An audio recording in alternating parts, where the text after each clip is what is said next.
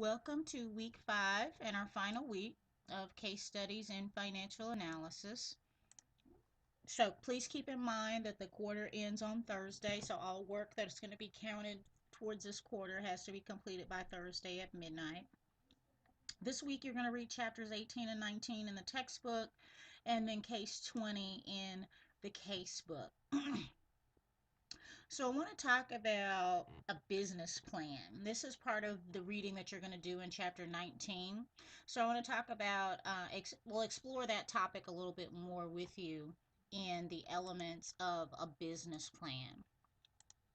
So the first element of a business plan is going to be your executive summary.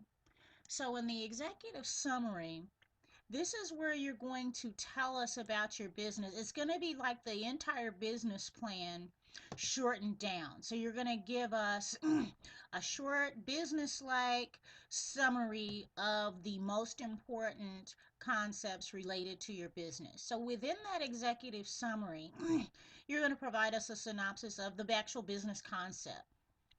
What is it that you're planning on doing? What is this product or service, and what market is it going to serve?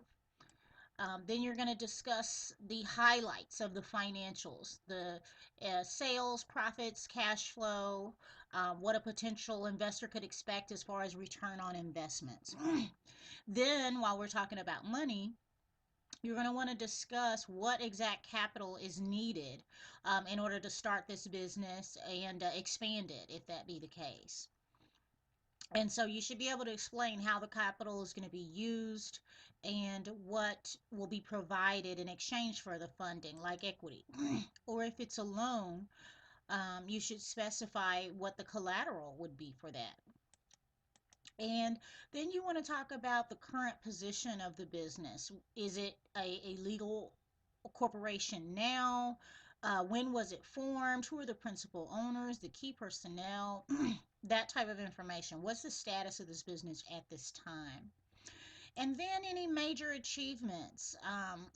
If this firm has already secured patents, has prototypes, if you already have a warehouse or a production facility, that type of information. Excuse me. So you're going to try to include all of this information about your business plan in basically the introduction, the executive summary, to give your reader an idea of what you're talking about. And then as they read on, they'll get more details in each of these areas. So the important thing is you're going to tell them about your business, the financing requirements, the structure, what kind of business it is, what kind of product you're making, all of that information. So that's part of this description. After the executive summary, you definitely want to give a detailed description of the structure of the firm, who you're going to sell to, how you're going to distribute the product, and you're going to expound on a lot of that later as well. But when you're seeking funding, the investor is going to want to know how dependable your information is. So you'll want to be able to provide all the information that you have and show that you've really done your research and you've got some reliable data.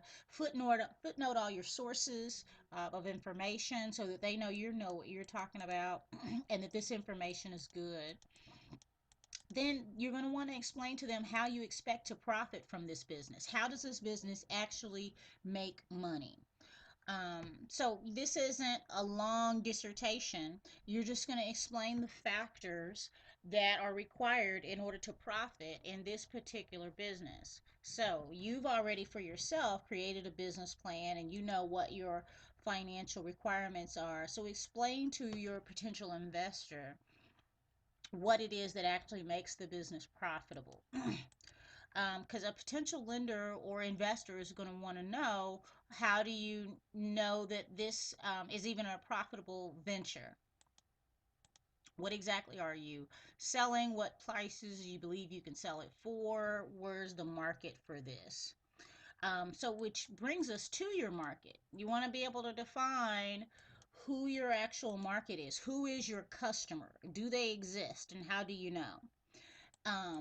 So you want to talk about even competitors at this time? Is there a competing firm that's already providing the product or service that you're wanting to get into? If so, what's the reason that you feel differentiated from them? So, what are the details about the market that makes you believe that there's a place for you to profit in this market? You need to be able to identify exactly who your customer is and how you're going to reach them. And what particular market share do you believe you can take in that market based on what you have to work with? So, in order to properly position your business with in a competitive market, you need to be able to explain your pricing structure. Your price is going to have a direct effect, of course, on the success of your business. And so you have to have prices that obviously cover all of your costs. You have to realize that lowering sales prices generally increase sales. So you have to find the right balance of profit margin versus keeping your price low enough to attract customers. So you need to be able to present that information. But your prices have to also reflect, of course, the demand, any changes in the market, and responses that may come from your competition. Once you enter the market, your potential competitors will probably respond to that. So, how will you adjust your prices in that case? Um, so, pricing is some important information that you may need to include. You may even include information about your pricing process. So, are you going to use cost plus pricing? Are you going to use markup pricing, demand pricing, etc.? You'll also want to talk about how you plan to distribute your product. Are you going to use direct sales? Are you going to use OEM sales? Or are you going to have representatives that represent the manufacturer? Or some other type of distributors? Are you going to open a spot in the mall? Direct mail? Explain how you plan to get your product out there into your masses or those that are in your market. So in order to